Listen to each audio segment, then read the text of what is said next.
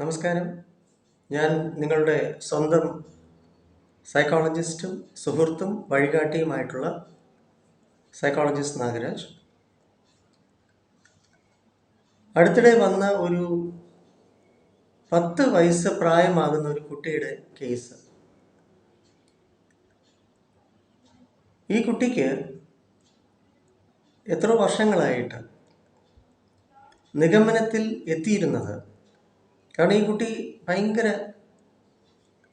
അഗ്രസീവായിട്ടുള്ള ബിഹേവിയറാണ്.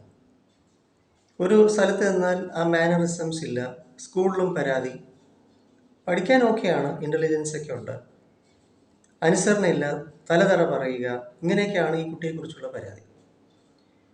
എന്തായാലും ഈ കുട്ടിയുടെ മാതാവ്, പേരൻ്റ് ഇവിടെ ഇല്ല, വിദേശത്താണ്. ഈ കുട്ടിയെയും കൊണ്ട് ഇനി കാണിക്കാൻ സ്പെഷ്യലിസ്റ്റുകളില്ല. അങ്ങനെ ധാരാളമായിട്ട് സൈക്കോട്ടിക് ഡ്രഗ്സ്, സമാനമായിട്ടുള്ള വിശേഷജ്ഞരുടെ ട്രീറ്റ്മെൻറ്റ്സിന് ഈ കുട്ടി വിധേയമാവുകയും ഇതിലൊന്നും ഗുണം കണ്ടില്ല. അപ്പോൾ എന്തായാലും ഈ മദർ ഇത്തിരി വിദ്യാഭ്യാസമുള്ള ഒരാളാണ്. തുടർന്ന് എന്തായാലും നമ്മുടെ സൈക്കോളജി ഡിപ്പാർട്ട്മെൻറ്റിൽ ഈ കുട്ടിയെ കൊണ്ടുവരപ്പെടുകയും എനിക്ക് കണ്ടെത്താൻ സാധിച്ചത് ഈ കുട്ടിയുടെ മിസ്ബിഹേവിയർ,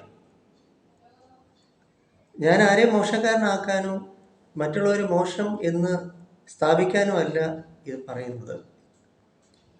നിഗമനത്തിലെത്തിയിരുന്നത് മറ്റുള്ളവർ, ചില സ്പെഷ്യലിസ്റ്റുകൾ, ഈ കുട്ടിക്ക് ADHD എന്നായിരുന്നു. അപ്പോൾ attention deficit hyper active disorder എന്ന വിഷയം ഈ കുട്ടിയുടെ നെറ്റിയിൽ മുദ്ര കുത്തിയിട്ടുണ്ട്. അതാണ് എന്ന് സ്ഥിരീകരിക്കപ്പെടുകയും ഔഷധ ചികിത്സകൾക്ക് വിധേയമാക്കുകയും ചെയ്തിരുന്നു.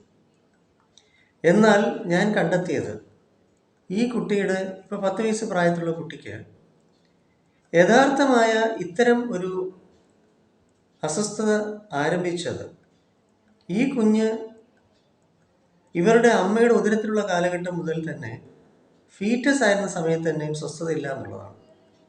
കാരണം ഈ ഭാര്യാഭർത്തൃ ബന്ധം വളരെ വിള്ളലുകൾ, അകൽച്ചകൾ, വഴക്കും ഭയങ്കര വയലൻസ് ഉള്ള ഒരു അന്തരീക്ഷത്തിലാണ് ഈ കുഞ്ഞ് ജനിക്കാനിടയാവുകയും.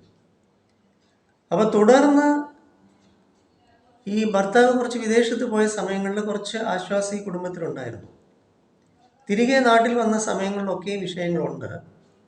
പ്രത്യേകിച്ചും ഞാൻ എടുത്ത് കണ്ടത് ഈ കുട്ടിയുടെ ഉള്ളിൽ 6 വയസ്സ് സമയം ഈ കുട്ടിയുടെ അമ്മയെ കത്താള് കൊണ്ട് വെട്ടാൻ ഈ ഭർത്താവ് തുനിയുകയും അന്നേ വെറും 6 വയസ്സ് പ്രായമായിരുന്ന കുട്ടി ഓടിച്ചെന്ന് കതകടക്കുകയും അത്രയും വലിയൊരു അപകടത്തിൽ നിന്ന് രക്ഷപ്പെടുത്തിയത് തന്നെ 6 വയസ്സ് കുട്ടിയാണ്.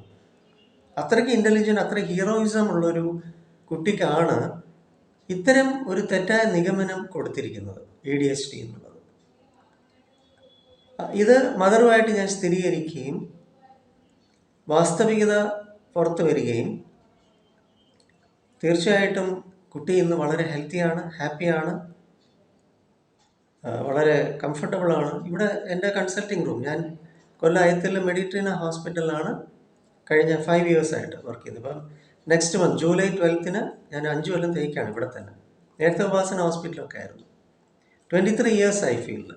എൻ്റെ ഭാഗത്ത് ഒരു മരുന്നുമില്ല, ഔഷധരഹിതമാണ്, 100% സുരക്ഷിതമാണ്. അപ്പോൾ അതുകൊണ്ട് ഒരിക്കലും ഡയറക്റ്റായിട്ട് മിക്കവാറും ഒരു കുഞ്ഞും കുറ്റവാളികളല്ല. സാഹചര്യങ്ങൾ, ആ കുട്ടിക്ക് സ്നേഹം കിട്ടുന്നുണ്ടോ, സാന്ത്വനം കിട്ടുന്നുണ്ടോ, സുരക്ഷിതത്വ ബോധമുണ്ടോ, അതോ ഇതിനെപ്പോഴും ശകാരിക്കുകയാണോ, കുറ്റപ്പെടുത്തുകയാണോ, വിമർശിക്കുകയാണോ, പഴിചാരുകയാണോ? അപ്പോൾ അതിന് വേണ്ടുന്നതായിട്ടുള്ള തലോടലുകൾ, സ്നേഹം, അതിൻ്റെ സംശയങ്ങൾ ദൂരീകരിക്കാനുള്ള വളരെ സ്നേഹത്തോടു കൂടി മാത്രമുള്ള മറുപടികൾ ഉണ്ടോ? ഇതൊന്നും ഇല്ലാതെ ഈ കുഞ്ഞിനെ ഇതുപോലുള്ള കുട്ടികളെ പഴിചാരി കുറ്റപ്പെടുത്തി ആ കുട്ടിക്ക് ഓരോ ടെർമിനോളജീസ്, നമ്മുടെ സൈക്കോളജിയിലും സൈക്കാട്രിയിലും ഓരോ ടേംസ് ഉണ്ട്. അത്തരം ടെർമിനോളജീസിലേക്ക് അഡാപ്റ്റ് ചെയ്ത് അങ്ങനെ ഒരു നിഗമനത്തിൽ ഔഷധ ചികിത്സയ്ക്ക് ദയവേത് വിധേയമാക്കരുത്. ഉള്ളിൻ്റെ ഉള്ളിൽ എന്തുകൊണ്ട് ഒരു കുട്ടി അങ്ങനെ ബിഹേവ് ചെയ്യുന്നു, അതിൻ്റെ റീസൺ കണ്ടെത്തണം. അതാണ് ഒരു സൈക്കോളജിസ്റ്റിൻ്റെ കഴിവെന്ന് പറയുന്നത്. അതിനാണ് സൈക്കോളജിസ്റ്റ്. അതിനു വേണ്ടിയാണ് ഒരു കുട്ടിയെ കൗൺസിലിങ്ങിന് വിധേയമാക്കുന്നത്. അതിൻ്റെ യഥാർത്ഥമായ കാരണം കണ്ടെത്തുക. യാതൊരു മരുന്നുമില്ലാതെ നമുക്ക് സൈക്കോതെറാപ്പിയിൽ നമുക്ക് ഒരുപാട് ബിഹേവിയറൽ മോഡിഫിക്കേഷൻ പ്രോഗ്രാംസ് ഉണ്ട്, 100% സേഫായിട്ട്. പക്ഷെ അതിന് വേണ്ടത് എന്താണ്? എന്തുകൊണ്ടൊരു കുട്ടി അങ്ങനെ പെരുമാറുന്നു, അല്ലെങ്കിൽ എന്തുകൊണ്ടൊരു വ്യക്തിക്ക് പേടി ഉണ്ടാകുന്നു, അല്ലെങ്കിൽ ഉത്കണ്ഠ ഉണ്ടാകുന്നു. Find the cause, then treat that particular reason why somebody behaves. അല്ലാതെ കുറേ കെമിക്കൽസ് കൊടുത്തത് കൊണ്ട്, കുറേ കെമിക്കൽ സബ്സ്റ്റൻസസ്, ഇപ്പോൾ ബ്രെയിനിലുണ്ടാകുന്ന കെമിക്കൽ ചേഞ്ച്, ഓഫ് കോഴ്സ് എങ്ങനെയാണ് ഈ ചേഞ്ചസ് ഉണ്ടാകുന്നത്? Because of certain emotional reasons ബ്രെയിനിൽ അത്തരം കെമിക്കൽ ചേഞ്ചസ് ഉണ്ടാകും. ഡോപ്പമൈൻ്റെ ലെവൽ കുറയും. നാച്ചുറലി ഡിപ്രസീവ് മൂഡിലേക്ക് മനുഷ്യൻ പോകും. ആങ്സൈറ്റി ഡിസോർഡർ ഉണ്ടാവും. But why such things happen? ആ റീസൺ കണ്ടെത്തി അതാണ് ക്യൂർ ചെയ്യേണ്ടത്, സേഫായിട്ട്, 100% സേഫായിട്ട്. അതുകൊണ്ട് മനുഷ്യ ആരോഗ്യം സംരക്ഷിക്കുക. എല്ലാവരും മാനസിക രോഗികളൊന്നുമല്ല. എല്ലാ കുട്ടികളും, ബഹുഭൂരിപക്ഷം കുട്ടികളും രോഗാവസ്ഥ ഉള്ളവരല്ല. കുട്ടികൾ അനുകരിക്കുകയാണ് ചെയ്യുന്നത്. വീട്ടിലെ സാഹചര്യമാണ് പ്രധാനമില്ല. അതുകൊണ്ട് ആരെയാണ് ചികിത്സിക്കേണ്ടത്, ആർക്കാണ് ചികിത്സ കൊടുക്കേണ്ടത്? വീട്ടിലുള്ള മറ്റംഗങ്ങൾക്കാണോ, അതോ കൺസൾട്ടേഷന് വരുന്ന ഒരു കൊച്ചുകുട്ടിക്കാണോ എന്നതൊക്കെ ആരായണം. അത് കഴിഞ്ഞിട്ട് എത്തരം മെഡിസിൻസ് ഓർ അത്തരം ട്രീറ്റ്മെൻറ്റ്സിന് ഒരു കുട്ടിയെ വിധേയമാക്കാമോ എന്നതാണ് എൻ്റെ വളരെ എളിയ ഒരു അപേക്ഷ. കാരണം ഒരുപാട് കേസസ് ഇങ്ങനെ ഞാൻ കാണുന്നു. ഞാൻ 23 ഇയേഴ്സായി field, more than 23 years in the field. Anyway, എല്ലാവർക്കും നല്ലതും മംഗളാശംസകളും ഉണ്ടാവട്ടെ. ആരോഗ്യമുള്ള സമൂഹം എപ്പോഴും സമൂഹത്തിലുണ്ടായിരിക്കട്ടെ. 9605743596 എന്ന നമ്പർ. നമുക്ക് സ്വന്തമായിട്ടും മുഖത്തലയിൽ സെൻ്ററുണ്ട്, NP സ്കൂൾ ഓഫ് തോട്ട്സ്. ഇല്ലെങ്കിൽ ആയത്തിൽ മെഡിറ്റൻ ഹോസ്പിറ്റൽ വരാം. ഞാൻ ഇവിടെ വർക്ക് ചെയ്യുകയാണ് ലാസ്റ്റ് 5 ഇയേഴ്സ്. മോർ ദാൻ 23 ഇയേഴ്സായി ഞാൻ ഈ ഫീൽഡ്.